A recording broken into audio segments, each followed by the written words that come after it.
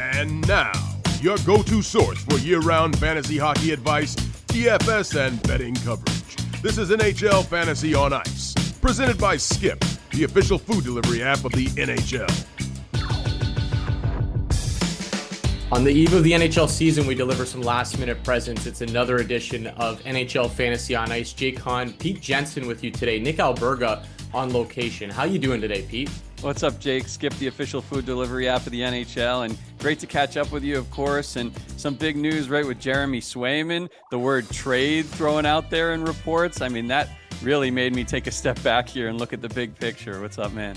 Yeah, well, let's get into Swayman a little bit. I don't know about the trade aspect of all of this, but it is getting a little spicy between both sides, is it not, Pete? You get, Cam Neely coming out and saying what he said and throwing a number out there, and then Swayman's camp answers with a post. So how do you see this playing out, and how's it affecting, your draft right now and how you're approaching Swayman? The report was that he's considering requesting a trade, and then, of course, Bleacher Report and everybody else under the sun throwing out the best trade destinations for Jeremy Swayman. I'm here hoping that things work out. I'll offer myself to be the mediator. I really want Jeremy Swayman's ceiling to be on display this season, Jake. We docked him down in our rankings among goalies from number 2 to number 5, so we're taking this seriously, right? There are a lot of safer options out there, whether it's Hellebuck, UC Saros, Jake Ottinger, but he's still a top 5 goalie for me in the rankings, even with this uncertainty.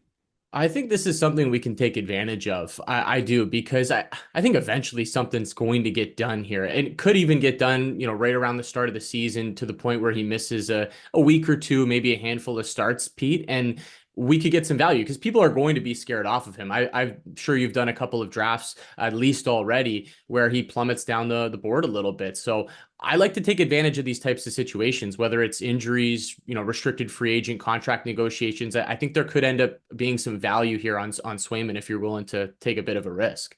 And I'm really curious to ask later in the show when we have our boy Michael Leboff on how he's treating this situation from a betting lens, because you can say, honestly, even if he's traded, he could catapult another team out there, maybe even go to a contender. I doubt Boston would ever want to trade him to one of the big dogs around the league that could use a goalie. I'm thinking of you, Colorado, but I think that Swayman has a chance to win the Vezina if he signs the dotted line for Boston or even for another team and one of the middle to higher tier teams out there. Well, yeah, like you said, we do have Leboff coming up on this episode to talk a little betting with us. Anna Dua coming up shortly as well. I've got some Boston Bruins takes for Leboff as well. So we will definitely go back to the Bruins, Pete. And I think there's some value with Korpisalo. I already liked Korpisalo before this whole situation happened. I was already in on him as a very late round play to steal some starts from Swayman.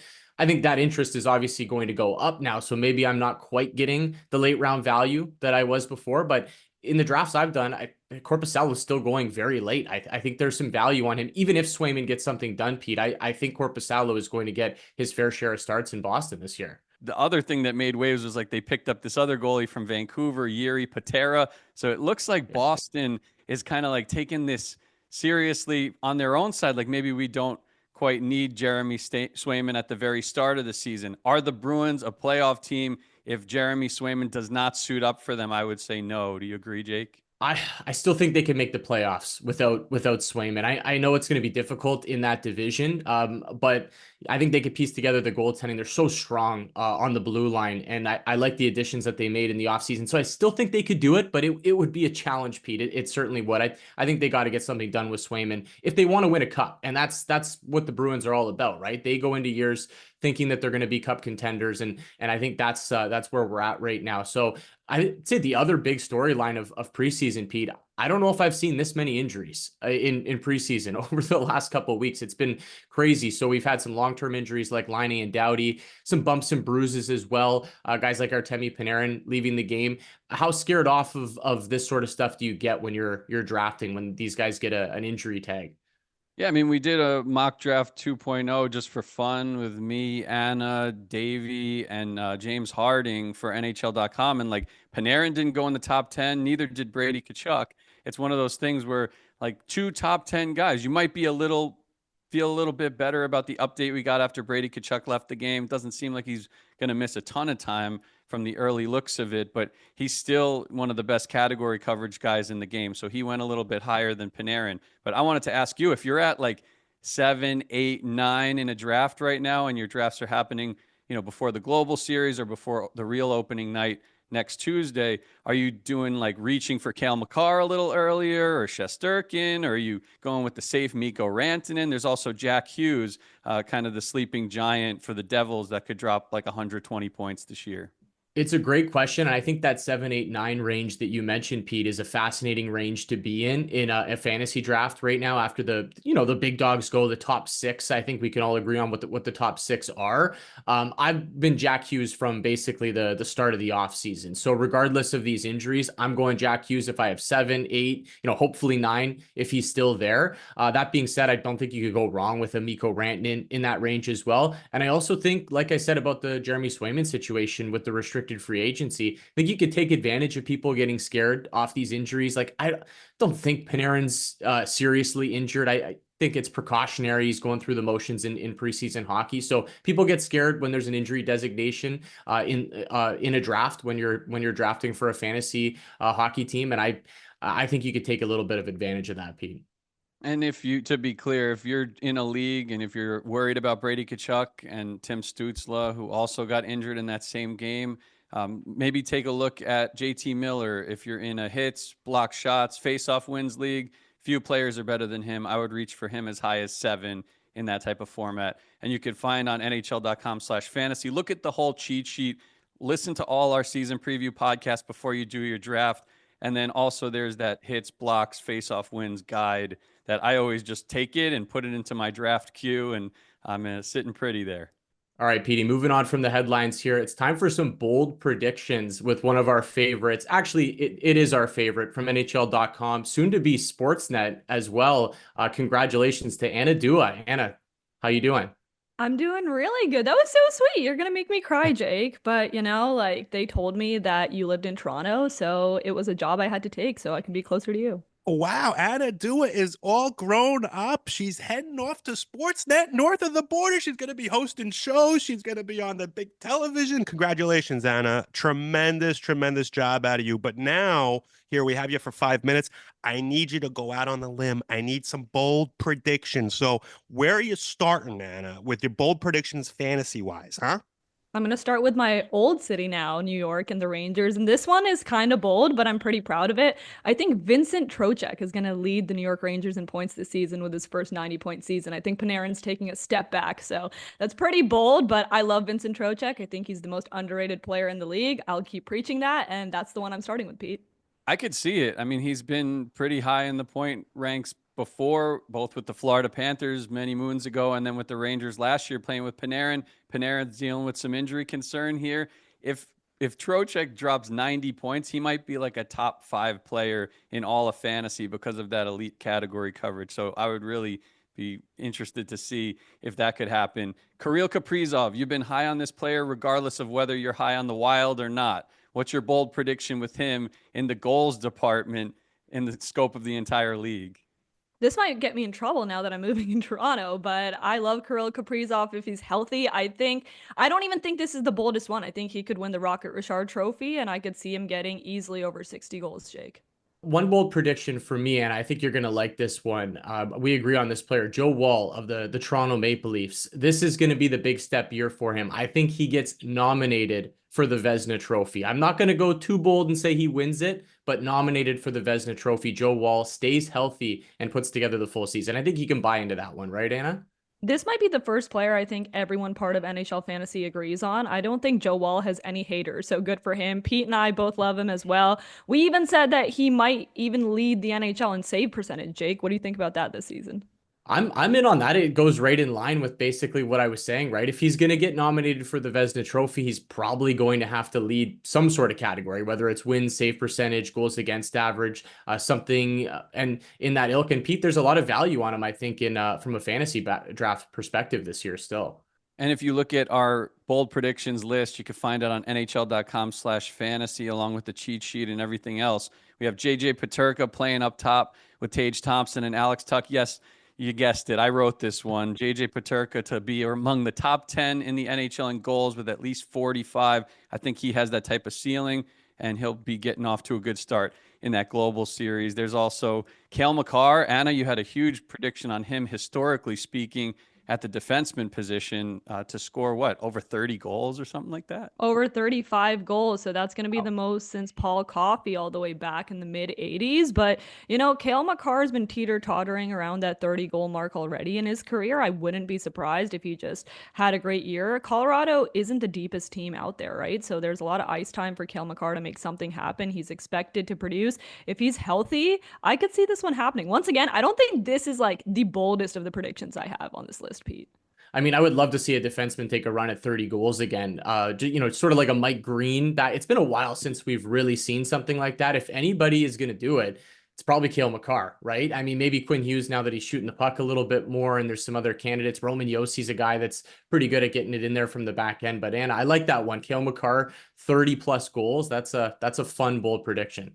Now, a prediction I have that I do think is quite bold, and I want to get your takes on this, especially in our mock drafts too. This is a player that no one really cared about, and that's Evgeny Malkin for the Pittsburgh Penguins. Like, that core is trying to squeeze out all the juice that's left in it. So I had him hitting 90 points once again and finishing top 20 in the NHL in that category. You guys look surprised already that I said that. So Okay, Jake, you go first. Anna's bringing it with the bold predictions here. Gino Malkin turning back the clock. I mean, this is one I could definitely root for. Gino's been tricky, to say the least, in fantasy hockey, right? Just even staying on the ice for a full season has been tough for him in his later years. But who wouldn't love to see Gino turn back the clock, right? And Pittsburgh certainly needs it, Pete. They need some help with, Gensel not there anymore. Who's going to help Sid and Brian Rust score some goals? So according to Anna, it's going to be Gino. I love that. I think with Pittsburgh's playoff chances looking slim right now, they're going to need the elder statesmen to hit their ceilings, right? They're going to need 100 from Crosby, maybe even, back up in those whereabouts for Erik Karlsson. I know he's dealing with an injury in the preseason, so I don't love his chances of hitting there. That said, in that latest mock draft, I did reach for him in this one league this one team where I was looking for a number one defenseman. He still has that type of ceiling, so don't sleep on Pittsburgh's star guys. All right, before we move to Michael Leboff, Bob's got to get a bold prediction in here, and he's going to give you one. I think I've already mentioned it in previous episodes, but for those that are just hopping on board and catching up with our season preview episodes, how about this one? I could see Vegas, just like my guy Kalinowski, I could see Vegas having a nice little season here. And how about Noah Hanifin having a big monster year on the blue line, potentially so good that he's going to win the Norris Trophy. And let me say this, his number is so big and so large that you can't even find it on a lot of boards. It's a big, big, big, big price. Go seek it out, hunt it out. Noah Hanifin, kind of coming out of nowhere like a John Carlson winning the Norris. How about Noah Hanifin, Jake, winning the Norris at a big price? I mean, you could put like $10 on it and win like 600. That's how big the price is. Well, if I know Leboff, I know he's coming with like a bunch of triple digit numbers to throw at us. So Hanifin sounds right up his alley. And I mean, that's a long shot. If Anna's bold prediction comes true of Makar scoring 35 goals was the number, then I think you got no shot there, Bob. But hey, it's a big number. You don't have to sprinkle too much on it to have some fun with that one. Hey, Anna, I know it's been a crazy time. Really appreciate everything you've done for helping me and NHL.com over the past 2-3 years. It's been a blast working with you, and really appreciate and really excited for your future. Good luck with everything at Sportsnet, and we'll have you on during the season for sure.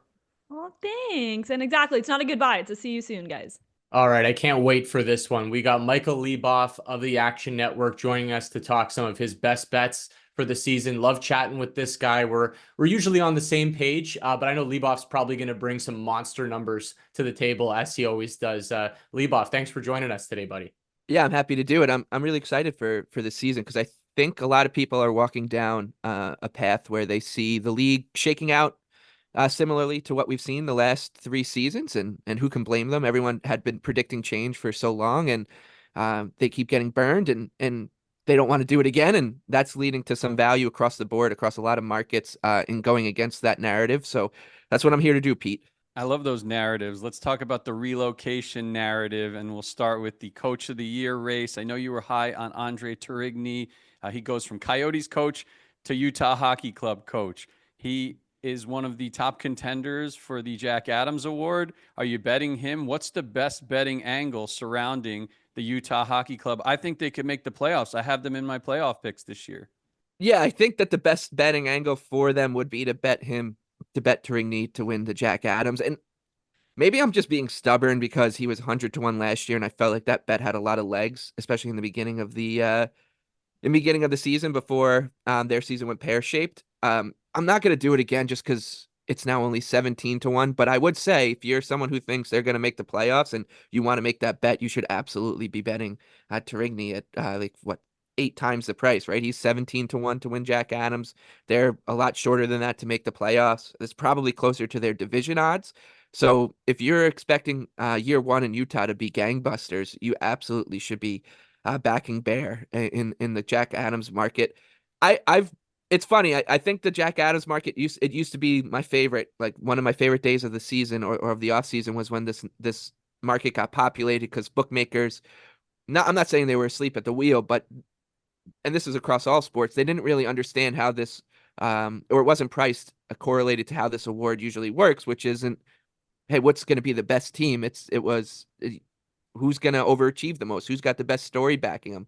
So this year, the numbers have definitely sharpened up a bit. We're not seeing those big 100-1 numbers like we did last year on someone like Tourigny. But the two guys that I do have a lot of interest in are Patrick Roy of the Islanders. I think if the Islanders do contend for the division, they're sitting around 13-1 to win the Metro. I think that's probably asking too much of them, but he's 30-1 to win the Jack Adams. So if you do think the Islanders have that ceiling, you should absolutely bet Roy, who's a media darling, and the media votes on this award. Instead of just betting the division, you should go for both of those, or play it at least play a little bit on the Roy Jack Adams. And the other one is Greg Cronin, and this one I got talked into a bit when Jake came on our Line Change Awards preview by my partner in crime, Nick Martin. We're starting to believe in these Ducks, Pete. I don't know if it's for better or worse, but if I want to have a little bit on Cronin, because I think if the Ducks just make the playoffs, I think he gets a lot of love, and he's sitting 45-1.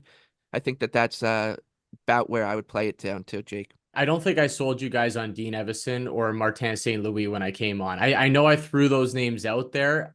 It's tough. Like Montreal making the playoffs, Columbus making the playoffs in an Eastern Conference where I think 14 of the 16 teams go into the season thinking they're going to be playoff teams, right? And those are probably the two that are on the outside. So I think if one of them did have that miracle run, and I could see Columbus maybe rallying around everything and Dean Evison getting it done there. And you mentioned Patty Roy being a media darling as well. Martin St. Louis would certainly fall into that category. So it's tough to back these teams, Leboff, but I do like the narrative side of this thing, right? Where you look at coaches that I think the media tends to gravitate towards. And a good point to bring up with those two coaches in particular is if Montreal or Columbus get off to hot starts, the last market that really gets adjusted is the Jack Adams. So like if you're saying, oh, wow, this looks legit from Columbus or this looks legit from Montreal, we're not going to see Martin St. Louis just all of a sudden vault to the top of the Jack Adams market or Dean Evison in that case. So that's when to maybe buy in on those guys if you're what we're seeing from them, if it's a strong start, is real, and you do think that their season actually has some legs to it, and it could be a ceiling season from either one of those teams, that's the time to buy in, because I don't think you're going to see those numbers slash like crazy in October. It took some time for even Rick Tocchet last year to vault to the top of the board. Peter Laviolette was the favorite for quite some time, and finally bookmakers wisened up, and Tocchet was a runaway favorite as we got towards the stretch. Couple of Jack Adams plays that I like are Lindy Ruff plus 2,200. That's juicier than Tourigny's plus 1,600. And then John Tortorella, who's won the award twice, plus 4,000. If he gets the Flyers to the playoffs and he plays nice, let's say, with Matvei Michkov, and Michkov wins the Calder, don't be surprised if Torts is standing there at the end of the day holding up the Jack Adams award. Well, if Philly can get a save to close out the season, maybe they can actually get it done. That was rough to watch at the end of last year, but we'll see. Someone can step up in that crease. But speaking of the crease, Leboff, anything for the Vezina? I think the Vezina is fascinating. You could go pretty far down the board, and I know you pretty well. You like to go pretty far down the board. So do you have any long shot Vezina plays? Yeah, so the Vezina is the new Jack Adams, which is maybe doesn't make much sense, but if you've been listening to to my work on this show or whatever, you know what I'm going at here, which is that this is the market you want to shop way down the board. Not saying that one of these long shots is going to win, but you want to take a shot here because let's look at the top of the board. Igor Shesterkin is the favorite. He's plus 550, and there's some books that have him joined at the hip with Connor Hellebuck. Totally in agreement with that. Those two guys should be the favorites. I'm not going to argue. They are the most likely winners. But then after that, Jeremy Swayman, Ilya Sorokin, Thatcher Demko, Jacob Markstrom, Andrei Vasilevsky, Jake Ottinger, Yu Saros, Sergei Bobrovsky. You can poke holes, and Linus Ullmark is right there too, right? You can poke holes in all of those guys and be like, would it shock you if this goalie took a step back? Some of them are already dealing with injuries in Demko and Sorokin's case. Swayman is not even under contract, and he's the third favorite. So right away, that tells you like there's a lot of guys down the board. It might sound crazy to you, but Thatcher Demko has just as much a chance to win, in my eyes, to win the Vezina Trophy as someone like Darcy Kemper, who's 150 to 1, 10 times the price on Demko. Yeah, Demko is the better goalie at this point in his career, but his body of work in this season where he's already dealing with injuries and the Canucks are going to put him on a pitch count, going to stack up to someone like Kemper, who's going to start for a really good defensive team in Los Angeles. So Kemper is someone I really like. I was in on Joonas Korpisalo at 300 to 1.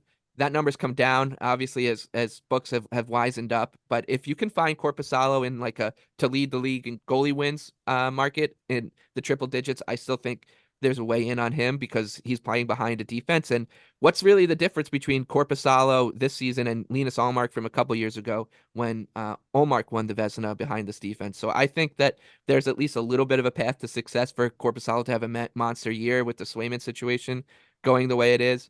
And the last one I'll bring up is Justice Annunen on Colorado. He's 300 to 1. He has to do two things to even be like in the top 15 of this award, just to get started, which is play better than Alex Georgiev and have the team hand him the keys. And both of those things are long shots in themselves. But that team should rack up wins, and if he does, and we saw last year with Annunen in his first real stint of NHL action, he put up really good numbers. He was plus 13.8 goals saved above expected in 14 starts, so he was saving them a goal per game basically. That's a big time sleeper pick. I like the idea behind it though. If Georgiev falters like he did in the postseason last year. Joe Wall 75 to 1 for me, and Aiden Hill about 35-40 to 1. Those are two names that I'm really looking at in this race, Leboff. But I think another trophy that you're interested in, I'm interested in certainly as well, is the Norris Trophy. So I need you to tell me that you're going head to head against Cale Makar and Quinn Hughes and these top dogs. It's a little scary, but I'm sure you've got some value for us down the board. Oh yeah. Yeah, not only am I going against those two guys, I'm going to do it with I'm bringing a pea shooter to the gunfight here. I'm bringing in a 500 to 1 ticket to go up against Hughes, Bouchard, Adam Fox, all those guys. I think that there is a path for Noah Hanifin to make hay in this awards race.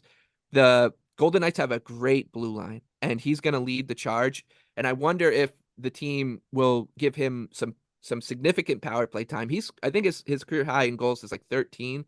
If playing on a better team, where he can run a power play, he plays monster minutes, I think that you can start to squint and see a path to success for Noah Hanifin to at least get on some ballots. And he's 500 to 1. I don't think he should be this far out there. I think that it should be a lot shorter. He should be up there in the 100 to 1s. He's sitting down here with Tyson Barrie and Mike Matheson and such, and I just don't think that's fair. I think he's got a better chance than Alex Pietrangelo, who's on his team, and Pietrangelo is 120 to 1 at some places. So he's someone I'm keeping in mind for sure in this market. I've got a couple other ones though, but I am interested to hear what you and Pete have to say. I love that Vegas blue line in general, guys. I don't know how it's going to shake out in terms of, power play shares. Obviously, for Hanifin to reach this ceiling, he's probably going to have to take over that first power play. But that's what you're looking for when you're betting these types of awards, Leboff, and you're betting these types of numbers, right? Is a path. You understand it's a long shot, but you see this path that can happen for this player to take to end up on top and nominated for this award. I like Mo Seider too at 70. He's 75 to 1, and it's the same thing. I think that this guy is just the whole league has kind of caught on to the fact that he plays the most difficult minutes perhaps in the NHL, or he did last year. And he's got some offensive upside. He can give you a monster average time of ice. You know, he can play like 25 minutes a night throughout the entire season. And if he can will this Red Wings team into relevancy and into the playoffs, he will definitely be on some people's ballots. So I like Seider at 75-1. I don't see too much of a difference between his chances and someone like like even like a Victor Hedman or a Charlie McAvoy, they're both like half the price. It's just more about a reputation thing, I think, when it comes to Hedman, and McAvoy is obviously on this Bruins team that always is limiting goals against. So I think if you're interested in a big season from Detroit, I think Seider to win the Norris is a good way in on backing Detroit without just like going and betting them to make the playoffs. In that 75-1 range, I don't mind Dougie Hamilton as well, and a path that he could get in New Jersey this year. Roman Josi would be my play at the top of the board. I don't think I'd be shocking anybody with that one, though. Obviously, he's one of the big dogs for this award. Leboff, you're going to have to talk me off Nikita Kucherov for the Hart Trophy. I mean, it's the same number I got with him last year. Obviously, it's a number that didn't win, but he was very close, pushed Nathan MacKinnon. It was an excellent race. If Tampa's going to do anything significant, I think Kucherov's going to be in on 50% of the offense again. And we're getting, I think, a pretty fair number for a guy that can challenge McDavid. So anything you like in the Hart, and how do you feel about the Kucherov play? Yeah, I like the Kucherov play. You just got to hope he doesn't go to the All-Star game, right? You want him to take that week off. But it's so hard to find like the gumption and like the willpower to try to beat the three guys at the top, like McDavid, MacKinnon, Matthews. I know a lot of people are going to go to Jack Hughes. I would want a bigger number than that. I think it's only starts to get interesting when you get towards the 20-1 where Kucherov and like Kaprizov are. I could make a case that for a goalie again, but I'm kind of just getting tired of doing that. I've done that 3 years in a row now with the likes of like Sorokin and Hellebuck. You could, if you're someone who thinks that Igor Shesterkin can win the Vezina, I think it behooves you to also play him to win the Hart, because he is getting that reputation of being the most important player on a good team, and he's 70-1 in the Hart Trophy, and he's 6-1 to win the Vezina. If he puts up good enough numbers to win the Vezina, he certainly will be in the Hart Trophy conversation, as he was a couple years ago. He was climbing up the board, and he finished third in the voting in 2022. So I don't think that's a bad one. If you want to find something really deep, you can maybe talk me into a bet on someone like Mitch Marner at 100-1 if you're thinking he has like a huge ceiling year and a contract year. Barkov's down there at 100-1, and I know Jake likes Eichel, and I don't think that's a bad play either. But it's really hard to find. This is the one market that's just so you almost just feel defeated before you go into it if you're not betting the top of the board, Pete.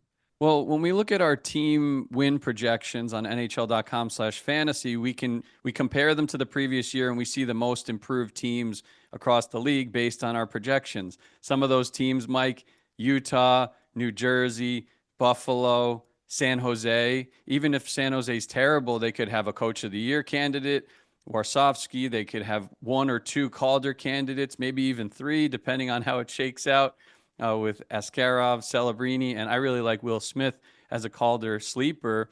And then even for Utah, beyond Turigny, there's Mikhail Sergachev plus 10,000, and Connor Ingram, who had a great year last year. Maybe he gets more recognition if he gets Utah to the playoffs. Any thoughts on those improved teams and which bet you like the most? Yeah, well, one team I'm starting to really get talk myself into. I'm not talking to people in my living room and they're saying, "Hey, I start believing in the Sabres," but I'm starting to believe in the Sabres. And yes. I wasn't big on this team the past few years. I felt like maybe I was missing something. And I heard Jake's sidekick Boomer Gordon make a point about the Devils and horse racing, about drawing a line through a season. And that's kind of what I'm opting to do with last year with the Sabres. If you look 2 years ago, 92 points right around the playoffs, and they were supposed to take that natural progression and get to, 98 points or whatever. And they obviously didn't do that. But I'm going to draw a line through last year for Buffalo, kind of chalk it up to just not being good like people are doing with the Devils. Things didn't go their way, and say, okay, if they were supposed to, push up to the 98-ish point last year without much change, they should still be able to do that this year. And that's where I'd start looking at Buffalo in the divisions. They're 16-1. This number was like way shorter than this last year because the Sabres had a lot of hype. Like it was, I believe, around like plus 750 or 8-1. maybe a little bit longer than that for them to win the division going into the year. A lot of people backing them. I think that number is actually playable. If you think that Florida maybe takes a little bit of a step back, Toronto kind of just does what they do and hang around that 2-3 mark. We don't know what's going on with Swayman and the Bruins. I think that the Lightning are. You can tell me the Lightning are going to get 120 points or 85 points, and I think you can make salient arguments in either direction. Then you put Buffalo in the cohort with Detroit and Ottawa, and I do think that they have a chance to nudge ahead of those teams. So one thing, I'll come here with a 1,000-1 division parlay if you don't mind. 500-1 wasn't good enough for me, but I like Vegas in the Pacific. The Sabres would be my long shot. New Jersey in the Metro, and then the Central, I would go with Dallas. And if you play those four and they hit, which they won't, that's 1,000-1. Depending on the book you use. I think I played it at DraftKings to get that number, and it was just short shy of 1,000-1 with the 16-1. I think Vegas was plus 450, Dallas 220, 230, and the Devils were right around that number too. So that's how I'm going to play Buffalo to make sure that even when they win the division, I find myself a loser. That's what we call the retirement parlay, Leboff. So I can't let you mention it and then not tail it, and then it hits at the end of the year, right? So I might have to sprinkle a little bit on that one. Unfortunately, we probably have to draw a line through the last 12 seasons for Buffalo, right, not just the one, right? Yeah. But that being said, I'm actually in on the Sabres, and I mentioned this on our last podcast, and Nick wasn't too fond of it, but he's not here, so we can pump the Sabres tires a little bit more. So I'm actually in on that angle a little bit. I could see them this finally being the year where it comes together and they push for the playoffs. But I do like Boston in that division. It's not as big of a number, obviously, as Buffalo, but plus 500 for the Bruins to win the Atlantic. I just think people are a little too down on Boston, especially based on what's going on with Swayman. I think that'll sort itself out, and I love the moves that the Bruins made in the offseason. So I'm in on the Bruins to win the Atlantic, and maybe a sprinkle on the Stanley Cup as well. Any other plays that we left on the cutting room floor here? Like I said, I think if you want like a Stanley Cup future, I think Vegas is probably the best value, just straight up left in the 18-20-1 range. Max Siplikov is going to play on the Islanders power play. He's 25, 26 years old, coming over from the KHL. This is his rookie year. It does take a lot to get voters to bet on somebody who's like an overager in this market. We saw it with Michael Bunting a few years ago. But if he's going to get that opportunity playing next to Brock Nelson and Kyle Palmieri and play on the power play, he scored 31 goals in the KHL last year. If he can find a way to get to like 25, 30 at 65-1, I just don't think anybody knows who he is, and I don't blame anybody for that. So he's kind of floating under the radar in the Calder race, and I do have some love for Josh Doan there too, as like a 50-1 Calder shout out. Well, you made me sweat it a little bit, Leboff, but I did hit my anytime Siplikov mention from you today. You made me wait till the end of the hit, but I knew it was coming at some point. You always bring it, buddy. This was great. You can catch Leboff over at the Action Network, the Line Change Pod. Appreciate you jumping in with us today, bud. Yeah, absolutely. Yeah, get ready to bet a lot of Siplikov anytime goal scorers as we get out of the gates here. Great stuff from Leboff, as always. Wanted to just throw out there as well from the Devils, who we talked a lot about with Sheldon Keefe and of course, Jack Hughes. Jacob Markstrom plus 1,200 to win the Vezina. If they are the most improved team in the league, Jake, I would take that number because just a couple seasons ago, he led the entire NHL in shutouts with 9. So he's got a super high ceiling, even being a little bit older if he stays healthy. And reminder for everybody playing free-to-play games out there, the Pepsi Zero Sugar NHL Goalie Challenge is back for another season. It starts up on Tuesday with the real opening night. So look out for the links and set your picks all season long. Yeah, you mentioned Markstrom for the Vezina. I brought up Dougie Hamilton for the Norris. I think Jack Hughes is probably going to be very popular in the Hart Trophy. So everybody in on the Devils, and those Devils are going to kick off the season Friday in Prague against the Buffalo Sabres. This was great, Pete. A lot of fun. We'll be back on Monday. You've been listening to NHL Fantasy on Ice, presented by Skip, the official food delivery app of the NHL.